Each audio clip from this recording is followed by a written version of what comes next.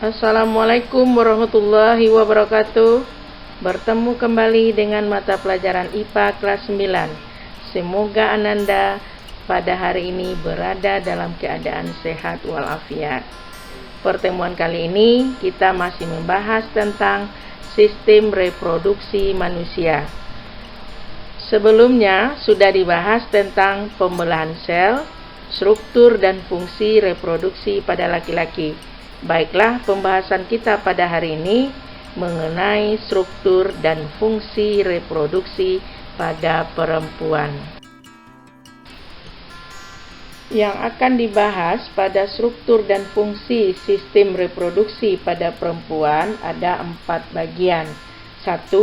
Bagian organ dan fungsi organ reproduksi perempuan. 2. Oogenesis. Yang ketiga, siklus menstruasi. Yang keempat, fertilisasi dan kehamilan. Organ reproduksi pada perempuan dibedakan organ bagian dalam dan organ bagian luar.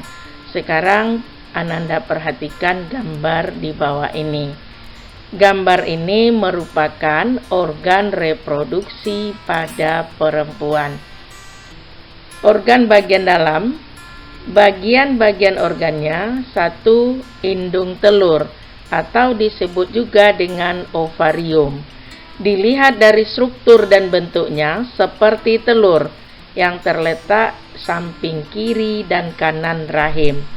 Ovarium berfungsi sebagai tempat dihasilkannya sel telur atau ovum. Yang kedua, saluran telur atau disebut juga dengan tuba Fallopi. Saluran telur adalah saluran yang menghubungkan indung telur dengan rahim. Saluran telur ini berfungsi sebagai tempat terjadinya pembuahan atau dikenal dengan istilah fertilisasi. Yang ketiga, rahim atau uterus. Dilihat dari bentuk dan strukturnya, rahim ini seperti buah pir yang berfungsi sebagai tempat berkembangnya janin selama kehamilan. Pada rahim terdapat adanya endometrium, yaitu lapisan yang membatasi rongga rahim dan meluruh saat menstruasi. Yang keempat, leher rahim atau disebut juga dengan serviks. Serviks, struktur rahim bagian bawah yang menyempit dan membuka ke arah vagina. Dan bagian dalam yang terakhir adalah vagina, saluran yang menghubungkan lingkungan luar dengan rahim.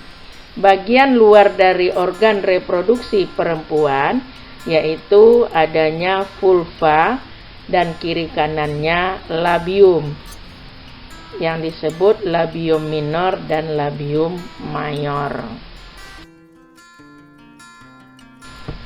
Proses pembentukan sel kelamin dibedakan atas 2 macam. 1. Spermatogenesis, yang kedua oogenesis. Spermatogenesis, proses pembentukan sel spermatozoa yang terjadi di dalam testis. Oogenesis, proses pembentukan sel telur atau ovum yang terjadi dalam ovarium. Dalam ovarium terdapat adanya kumpulan sel yang disebut folikel. Dalam folikel inilah berkembangnya sel telur. Oogenesis dimulai saat seorang perempuan berada dalam kandungan. Sel primordial akan membelah secara mitosis, akan membentuk oogonium atau sel induk telur yang bersifat diploid. Selanjutnya terjadilah pembelahan secara bertahap, baik secara mitosis maupun meiosis. Pada akhir peristiwa oogenesis, dari satu induk sel telur atau oogonium akan dihasilkan satu sel telur atau ovum yang bersifat haploid dan 3 badan polar. Untuk lebih memahaminya, silakan kamu perhatikan bagan atau skema yang ada pada slide ini. Selanjutnya kita akan membahas tentang menstruasi. Menstruasi pada perempuan dengan siklus normalnya sekali dalam 28 hari. Siklus menstruasi melalui beberapa fase: fase menstruasi, fase praovulasi atau proliferasi, fase pasca ovulasi atau fase sekretori. Pada siklus ovulasi, sel telur yang tidak dibuahi harus dikeluarkan dari dalam tubuh bersamaan dengan pendukung implantasi bayi di dinding rahim, yaitu endometrium.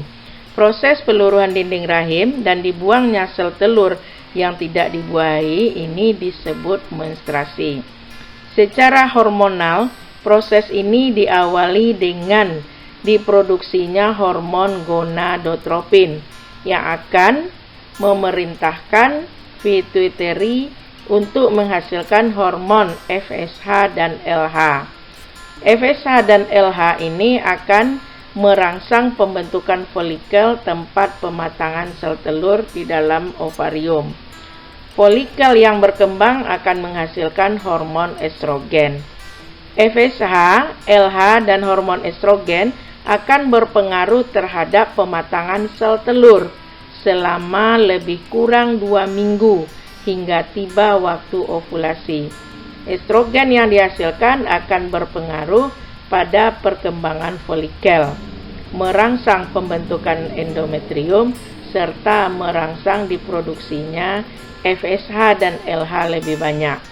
Hormon FSH dan LH yang melimpah di hari ke-12 siklus menstruasi akan mempengaruhi masa meiosis 2 hingga terjadi ovulasi. Ovulasi terjadi biasanya di hari ke-14 dan pada waktu ini seorang wanita dikatakan berada dalam keadaan subur. Apa itu ovulasi? Ovulasi adalah pelepasan sel telur yang matang dari ovarium. Masa subur tersebut berlangsung selama lebih kurang 24 jam. Folikel yang telah ditinggalkan oleh sel telur disebut badan kuning atau corpus luteum yang menghasilkan hormon estrogen serta progesteron.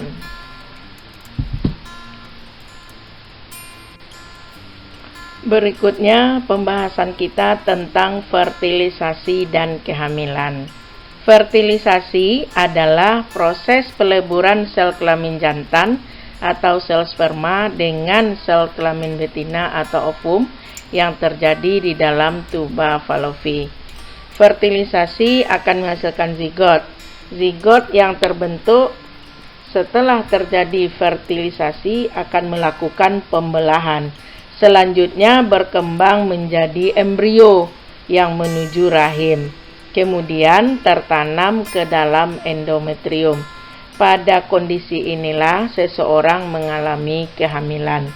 Kehamilan adalah proses perkembangan embrio menjadi janin di dalam rahim selama 38 sampai 40 minggu dari saat terjadinya fertilisasi sampai bayi dilahirkan.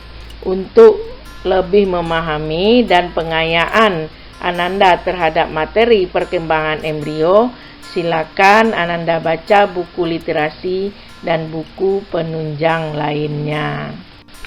Maka berakhirlah pembahasan kita tentang reproduksi pada perempuan. Semoga Ananda dapat memahami materi tentang bagian organ dan fungsi sistem reproduksi pada perempuan, oogenesis, siklus menstruasi, fertilisasi, dan kehamilan.